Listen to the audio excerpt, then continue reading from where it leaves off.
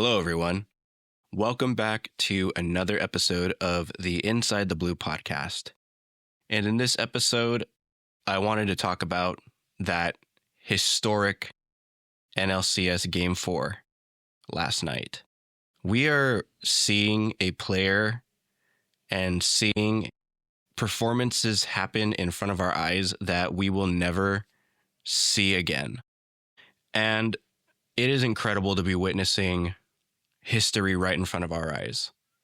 We knew at some point that Ohtani was going to come back to the mound this season, and I discussed this in my prior episode in the 2025 season recap for the Dodgers, that Ohtani was set to return to the mound this season, and they kind of rushed him back a little bit to give support to a broken starting rotation, and naturally, Ohtani shined in his return to the mound throughout the season. And even in the postseason, he's been very good. But last night's performance was something that I think we will never see ever again. Ohtani had a final pitching line last night of 6 shutout innings, allowing only 2 hits and 3 walks. He had 10 Ks and was pulled at exactly 100 pitches. But not only did he dominate on the pitching mound, he went 3 for 3 last night. All 3 hits were home runs.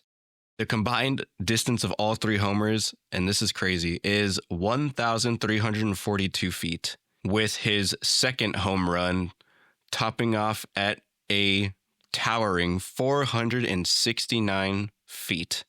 That thing went over the roof of the right field pavilion, basically out of the stadium. That is insane. That our starting pitcher hit 3 home runs while throwing 10 strikeouts. This is the greatest postseason performance of all time by a Dodger and just by an MLB player. We witnessed history last night, and this performance sent the Dodgers back to the World Series. The last time the Dodgers went to the World Series back-to-back was 2017 and 2018. We know how those years played out. We got cheated out of 2017, and in 2018, the Red Sox just walloped us. They just destroyed us. But we entered the World Series again as World Series champions. So this is a different era of Dodger baseball that we have seen compared to previous years. We go into the World Series again as World Series champions, as defending champions, and we will see who our opponent will be, either the Blue Jays or the Mariners. Both teams, I think, have a case to be extremely difficult to beat. We thought that the Phillies and the Brewers were going to be very difficult. And while the Phillies did put up a good fight and sort of beat themselves, honestly, let's be honest here, they did beat themselves. The Brewers just kind of laid down and died. And they just didn't put up much of a fight at all, considering they were the best team in the National League. And not only were they the best team in the National League, they went 6-0 against the Dodgers in the regular season. So for them to kind of just roll over and die was pretty shocking. And I think it's one of the worst postseason performances I've personally ever seen. But with all that being said, the Dodgers are headed back to the World Series. And I want to read this quote from Dave Roberts.